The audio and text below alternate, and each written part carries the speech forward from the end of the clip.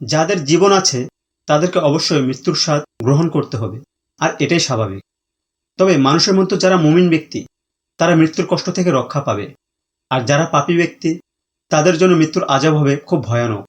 কিন্তু আপনি কি জানেন এমন একটি সময় আসবে যেদিন মহান আল্লাহ তাআলার নির্দেশে মৃত্যুকেই জবাই করা হবে। এই বিষয়ে ইবনে ওমর রাদিয়াল্লাহু তাআলা আনহু বলেন, রাসূল সাল্লাল্লাহু আলাইহি ওয়াসাল্লাম বলেছেন, জান্নাতীরা জান্নাতে যাওয়ার পর আর জাহান্নামীরা জাহান্নামে যাওয়ার পর মৃত্যুকে উপস্থিত করা হবে, এমনকি জান্নাত ও জাহান্নামের মধ্যস্থানে রাখা হবে। এরপর তাকে জবাই করে দেওয়া হবে।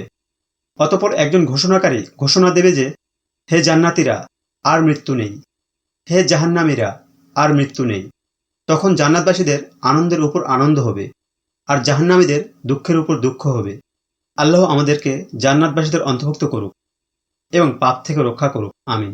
ভিডিওটি ভালো লাগলে অবশ্যই চ্যানেলটি সাবস্ক্রাইব করতে ভুলবেন না। ধন্যবাদ।